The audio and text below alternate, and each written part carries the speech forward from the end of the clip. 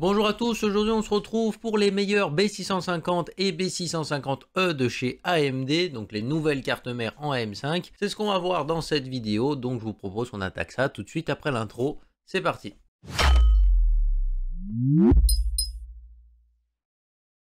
Pour ceux qui sont nouveaux sur cette chaîne, bienvenue sur AZERTES Hardware FR, une chaîne qui se concentre autour du monde du hardware, et ici on fait des reviews, de la vulgarisation et des guides d'achat pour te permettre de monter ta configuration au meilleur prix tout en sachant ce que tu achètes. Et si tout ça, ça t'intéresse, n'hésite pas à t'abonner et activer la cloche pour être au courant de toutes les prochaines vidéos. Comme je vous ai dit aujourd'hui, on va s'attaquer justement aux nouvelles B650 de chez AMD. Déjà, le premier truc que pas mal de gens ont dû remarquer, c'est que c'est terriblement cher. Et le deuxième truc que très peu de gens ont dû remarquer, c'est que vraiment au niveau des étages d'alimentation, il y a certaines marques, elles ont vraiment fait des trucs qu'on comprend pas trop. Donc dans cette vidéo, je vais vous présenter les meilleures cartes mères. Selon moi, je me suis basé avec comme argument principal d'avoir des bons étages d'alimentation.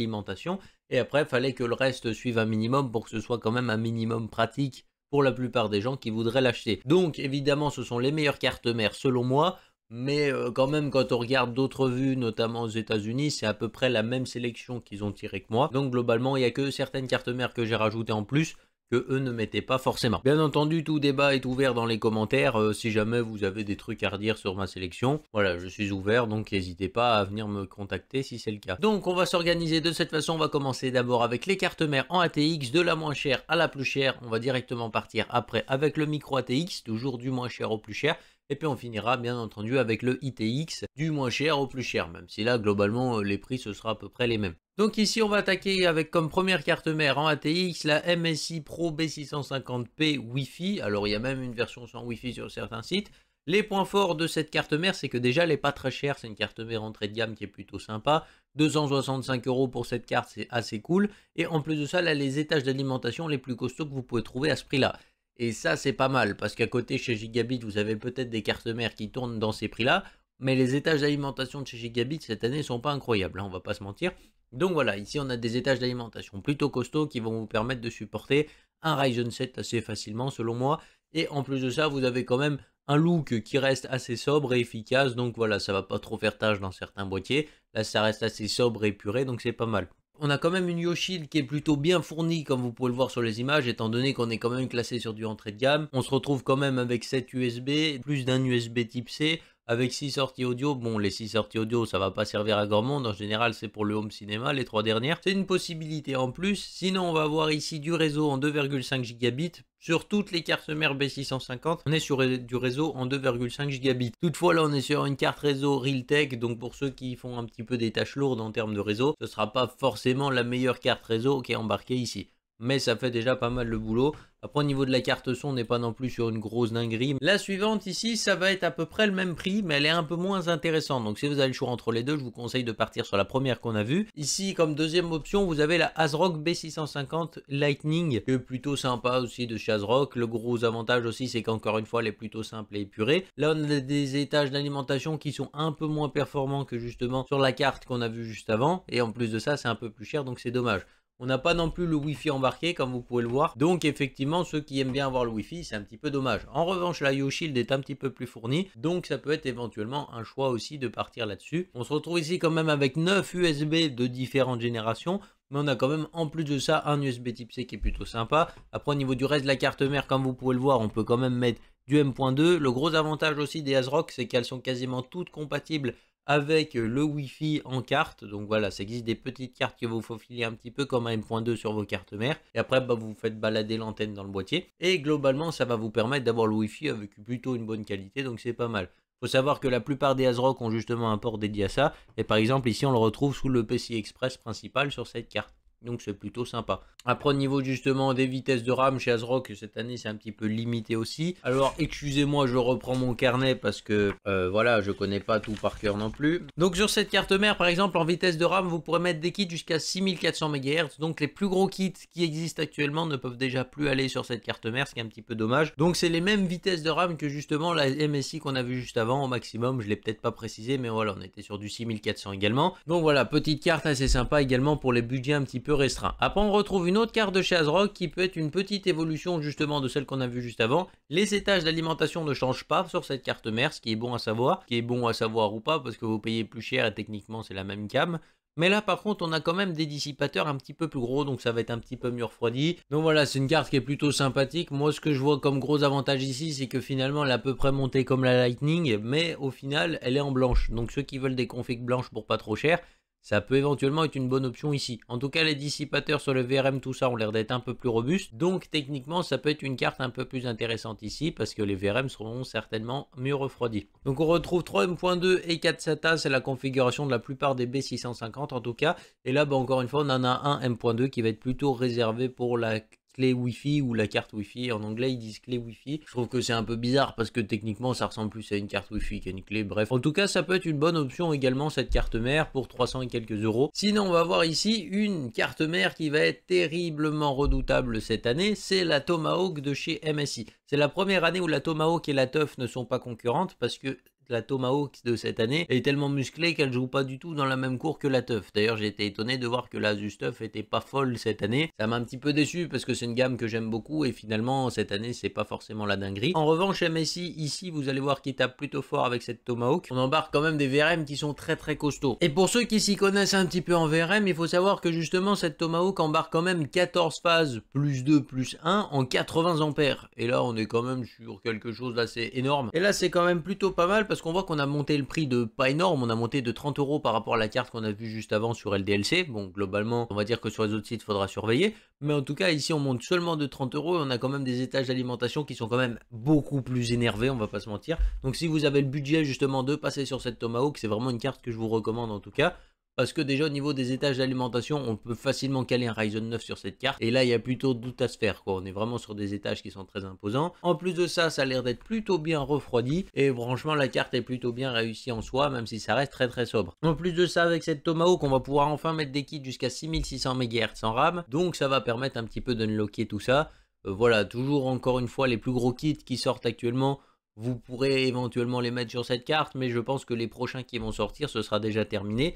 Donc le côté future-proof un petit peu de ces cartes mères est pas forcément incroyable, je trouve. On va retrouver ici une carte son qui est légèrement meilleure par rapport à la sélection précédente, même si encore une fois ça reste pas exceptionnel non plus. Et puis on est toujours sur une carte réseau 2,5 gigabits. Comme vous pouvez le voir sur l'arrière, on a quand même pas mal de ports USB intégrés. Puis au niveau justement de la connectique vidéo, vous aurez quand même comme d'habitude un HDMI et un DisplayPort comme sur toutes les B650. Là, ce que je vois qui est plutôt intéressant, au niveau des connectiques audio, on va avoir la disponibilité d'un port SPDIF qui va pouvoir vous permettre de mettre de la fibre optique audio en gros, et ça va permettre justement d'avoir une meilleure qualité de son, même si on reste toujours sur une carte son de carte mère, donc voilà, ça reste dans la limite du possible. Mais en tout cas, très bonne carte ici de chez MSI et franchement, c'est mon coup de cœur de cette année, cette Tomahawk, elle est vraiment très performante. Et puis là, si jamais vous voulez par exemple un truc similaire à la Tomahawk mais en couleur blanche, parce que je sais qu'il y a pas mal de gens qui aiment bien les couleurs blanches aussi, et bah du coup, vous avez la Gaming Edge de chez MSI qui reprend grosso modo les très gros traits de la Tomahawk, donc c'est quasiment une carte mère identique, mais cette fois-ci on la retrouve en blanc.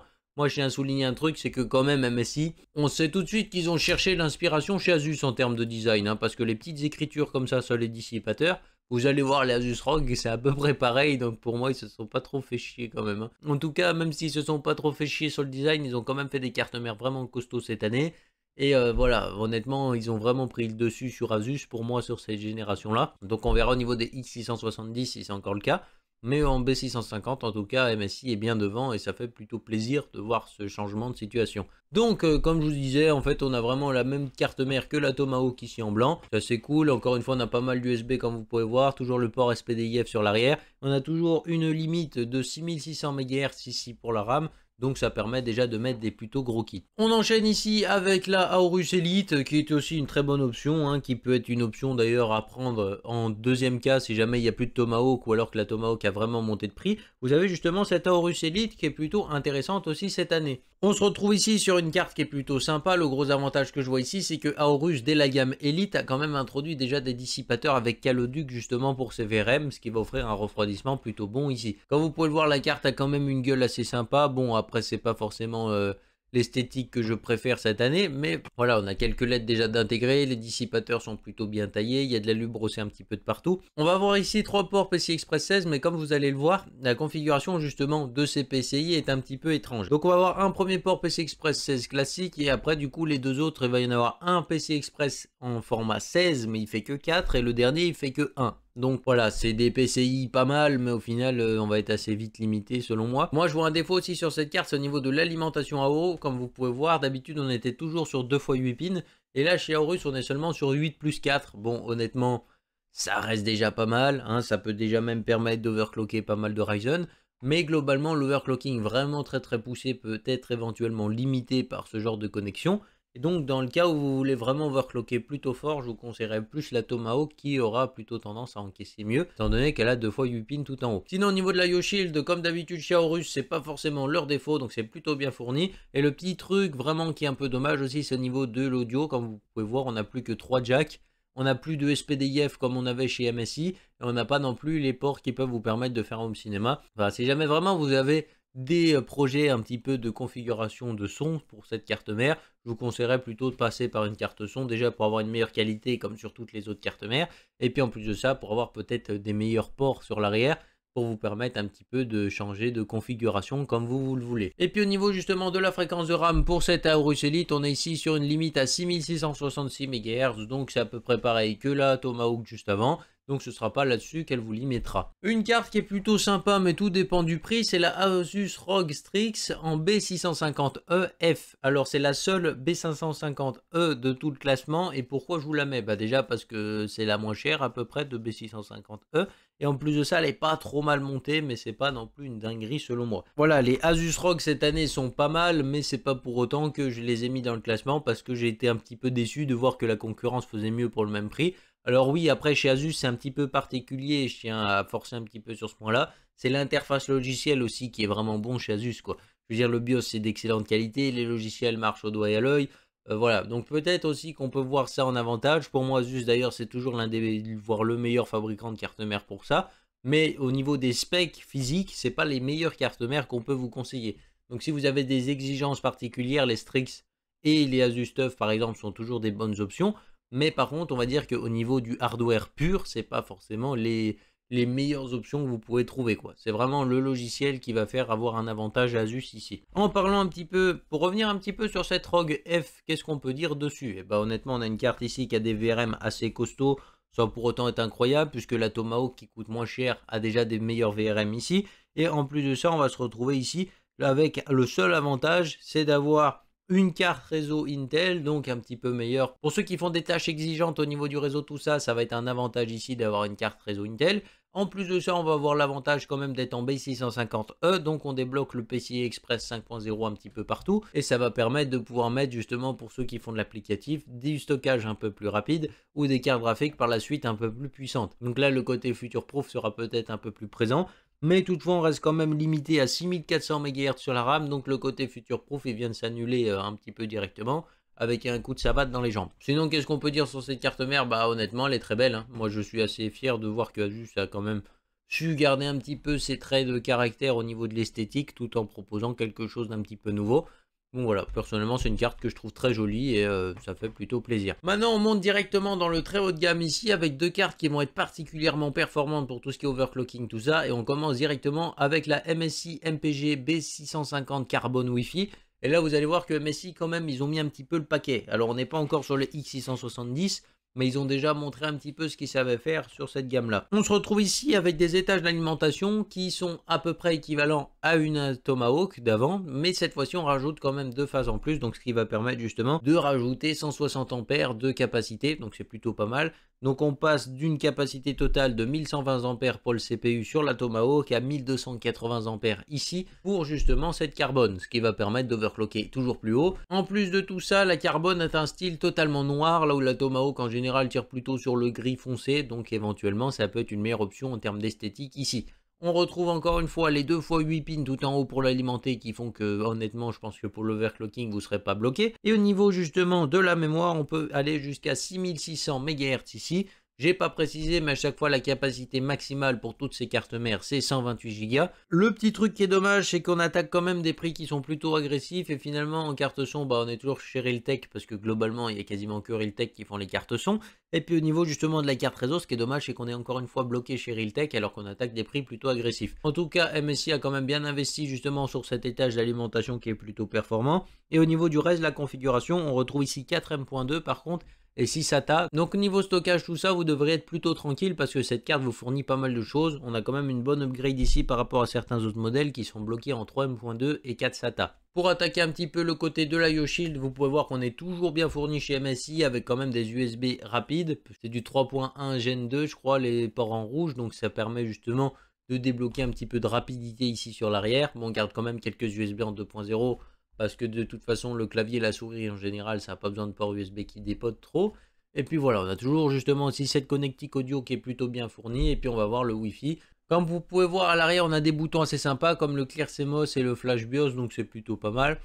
Voilà, c'est des options qui sont plutôt cool à avoir. Et puis sinon au niveau de la carte mère en elle-même, qu'est-ce qu'on peut retrouver? Voilà, c'est dommage qu'on va pas avoir d'écran debug LED ici sur une carte qui coûte aussi cher. Mais globalement, je trouve que le hardware introduit dessus est quand même plutôt performant. Et on finit ici avec la Aorus Master. Alors oui, je suis allé sur un site que je connaissais pas parce que c'est à peu près le seul site qui l'a. Cette carte, elle est vraiment dure à trouver en tout cas, mais je peux vous dire que si jamais vous voulez faire de l'overclocking, cette carte, elle est vraiment bonne, hein. Moi, je vous le dis direct, cette carte, il n'y a pas de doute à avoir. Je peux vous dire que Aorus, ils ont tapé fort ici. On se retrouve ici à un prix quand même plutôt conséquent puisqu'elle circule entre 500 et 570 euros. Donc forcément, c'est une carte que tout le monde ne va pas pouvoir acheter. Au niveau justement de cette carte, on retrouve ici 16 phases d'alimentation en 105 ampères. Vous n'avez pas rêvé, on passe ici sur une capacité d'alimentation qui est plutôt colossale. D'habitude, c'est ce qu'on retrouve sur les ASRock Taichi, pour vous donner une idée. Donc là, avec justement cette Aorus Master, on tape quand même plutôt fort au niveau de l'alimentation. On a justement le 2x8 pins qui apparaît en haut de cette carte mère comme vous pouvez le voir. Tout simplement parce que comme ça, on évite justement de bloquer la partie alimentation de la carte et c'est plutôt pas mal. Au niveau de ses avantages ici, c'est qu'on passe sur une carte réseau Intel, donc vous êtes plus bridé ici. J'ai envie de dire que vu le prix de la carte, c'est plutôt bien. Hein, on passe ici sur une carte réseau de meilleure qualité, donc tant mieux. On va retrouver un petit peu comme sur la Aorus Elite ou la Aorus Pro, les 6666 MHz justement sur cette carte qui sont disponibles au niveau de la mémoire. Toujours en 128 Go, et ça permet justement de mettre des kits assez puissants. Même si toutefois je pense que dans l'avenir ça risque de vous bloquer un petit peu. Comme on est ici sur une B650E, vous aurez bien entendu l'arrivée du PCI Express 5.0 sur quelques ports, donc ça peut vous permettre justement d'avoir plus de débit au niveau des SSD ou tout simplement des cartes graphiques un peu plus performantes par la suite. Comme vous pouvez voir aussi, la YoShield est plutôt bien intégrée, toutefois on va retrouver un petit peu le même défaut que sur l'autre Aorus qu'on a vu juste avant, que 3 ports audio. Alors globalement la plupart des gens n'en utiliseront que 3, donc c'est pas vraiment le gros souci ici. Mais on va dire que pour ceux qui ont des exigences un petit peu particulières, encore une fois au niveau du son, éventuellement les déranger lors de l'achat, justement, qui est que 3 sorties audio ici. Et maintenant, du coup, on va attaquer les cartes mères en micro ATX, qui sont à un budget un petit peu plus restreint en général, tout simplement parce que leur équipement est un petit peu plus réduit et ça peut permettre en tout cas de faire des configs un petit peu moins chers. Comme vous pouvez le voir ici, on se retrouve avec la ASRock B650M en version Riptide. Comme vous pouvez voir, vous avez un dissipateur ici sur la gauche, donc c'est plutôt pas mal, mais par contre sur le dessus, là, on n'a pas de dissipateur au niveau du reste des étages d'alimentation. D'ailleurs, j'ai même pas l'impression, si là il y a 2 MOSFET avec 2 bobines et 2 condensateurs. Donc voilà, les étages d'alimentation qui sont placés en haut, malheureusement, ils seront pas bien refroidis. Mais bon, on n'achète pas ce genre de carte en tout cas pour faire de l'overclocking extrême. Ça devrait supporter quelques petits pros. Ça devrait supporter les petits processeurs sans pour autant passer directement sur les gros Ryzen 7 ou les gros Ryzen 9. Parce que globalement, c'est pas une carte qui est vouée à avoir ce genre d'utilisation. Mais en tout cas, pour de l'entrée de gamme, ça peut être plutôt pas mal. Après, on retrouve également une autre carte qu'on a vue, mais en version ATX. Cette fois-ci, on la retrouve un peu plus petit. C'est la MSI P Pro, donc qui est plutôt sympa, encore une fois. Les étages d'alimentation, comme vous voyez là, sont beaucoup plus gros, avec des dissipateurs qui sont plus gros, hein, ça se voit tout de suite. Et ça permet justement de refroidir un petit peu mieux tout ça. Donc franchement, si vous avez le budget de passer directement sur celle-là, moi je vous conseillerais très fortement de passer directement justement sur cette P Pro. Au niveau de la connectique arrière, comme vous pouvez voir, on est quand même plutôt bien fourni, donc ça reste plutôt sympa. Après au niveau justement du reste de la carte mère, c'est quand même assez sympa également. Au niveau de la mémoire, on est bloqué sur du 6400 MHz, donc c'est pas mal sans pour autant être exceptionnel. Et puis sinon, comme vous pouvez voir, au niveau des M.2, on peut mettre 2 M.2 ici. Et puis on doit pouvoir mettre 6 SATA sur le côté, donc ça reste plutôt pas mal au niveau du stockage. On retrouve ici justement avec la Tomahawk en version mini, quoi, c'est la Mortar de chez MSI. Et là encore une fois, bah, c'est mon gros coup de cœur pour les micro ATX parce que honnêtement, excellent rapport qualité-prix. Ici, des dissipateurs qui, comme vous pouvez voir, sont très imposants. Un style qui est vraiment magnifique à regarder. La Mortar a comme réputation d'être relativement accessible et d'offrir vraiment de l'excellent hardware derrière, donc franchement c'est pas mal. Là on retrouve quand même des très bons étages d'alimentation sur cette carte avec, comme vous pouvez voir, une YoShield qui est plutôt bien fournie. Capacité de mémoire, on peut aller jusqu'à 128 Go de mémoire, jusqu'à 6600 MHz, donc ça reste plutôt cool. Et au niveau de l'alimentation, comme vous pouvez voir, on est quand même pas trop limité puisqu'on a 2 fois 8 pins en haut de la carte mère qui va permettre d'envoyer un petit peu la sauce. Et on va finir cette vidéo ici avec les cartes en ITX. Et là, on va avoir 2 cartes en ITX comme vous pouvez voir. Donc la moins chère ici, c'est la MSI avec la MSI MPG B650i Age Wi-Fi qui est plutôt sympa. Encore une fois, on se retrouve dans des couleurs blanches qui font un petit peu d'aile, que pas mal de gens pourraient aller l'acheter. Hein. On a un petit ventilateur ici pour le M.2 qui est pas négligeable puisque ça va permettre de le refroidir un petit peu mieux. On doit certainement même avoir un caloduc ici pour refroidir tout ça. Donc ça reste plutôt une bonne solution de refroidissement. Après toutefois sur les cartes mères ITX, il faut savoir que l'overclocking c'est pas forcément ce qu'on conseille. Tout simplement parce que les configs ITX en général sont très compacts et en plus de ça, bah finalement vous mettez des pros qui chauffent déjà pas mal. Alors si vous mettez des trucs qui chauffent encore plus, bah ça risque d'être un petit peu problématique. Mais voilà, sinon ça reste une très bonne carte ici. Comme vous pouvez voir, on voit même pas la YoShield. Mais globalement, elle est plutôt bien fournie, en tout cas, si on la voit ici, la YoShield. Voilà, on a quand même pas mal de choses pour une carte mini ITX, donc ça fait plutôt plaisir. Et puis on va finir ici ce classement avec la Asus ROG ici, qui est plutôt sympathique. En général, sur les gammes ITX, c'est rare qu'Asus se fasse battre, parce qu'elles sont vraiment bonnes. Donc voilà, on se retrouve ici sur une carte qui est encore une fois un dissipateur plutôt sympa. Au niveau des M.2, toutefois, je trouve que c'est un peu moins généreux que chez MSI. Après, il faudra voir si le ventilateur de l'MSI est bruyant. Auquel cas, finalement, il vaudra peut-être mieux partir là-dessus. Hein, parce que, bon, globalement, si jamais ils vous ont mis un avion en termes de ventilateur, c'est un peu relou. En tout cas, l'un des avantages qu'on peut voir ici sur cette Asus, c'est qu'en haut, vous avez quand même pas mal de ports de ventilation et de LED. Donc, pour une carte ITX, quand même, ça reste plutôt pas mal. Au niveau du dissipateur de VRM, comme vous pouvez voir, on n'a pas énormément de VRM non plus, mais ça reste plutôt pas mal. De toute façon, sur une carte ITX, en général, on tape pas de l'overclocking de fou. On se retrouve ici avec seulement un M.2, et puis on va voir ici... 2 ports SATA qui sont pas mal, mais bon, ça va vite être limité en tout cas au niveau du stockage. Petite précision justement d'ailleurs sur ce classement, voilà, c'est toujours encore une fois le classement que j'ai fait selon mes critères à moi. Je pense que globalement ils sont pas trop mal, mais encore une fois je suis ouvert au débat dans les commentaires si jamais. Pour la plupart des liens Amazon affiliés pour soutenir un petit peu cette vidéo qui a pris un petit peu de temps, hein, on va pas se mentir. Donc si jamais tu veux pas passer par là, tu es libre de commander sur n'importe quel site. Et là, pour cette vidéo, j'étais passé par LDLC tout simplement parce que ça permet d'avoir des photos de bonne qualité pour mieux vous montrer. Et en plus de ça, il répertorie quasiment tous les modèles, sauf la Aorus Master ici, comme vous avez pu voir. Mais globalement, ça permet également aussi de voir un prix à peu près fixe parce que LDLC, c'est pas comme Amazon. Hein. Vous y allez pas demain, le prix va baisser ou monter. Là, LDLC, en général, ils sont plus chers que tout le monde, mais c'est comme ça toute l'année. Donc, au moins...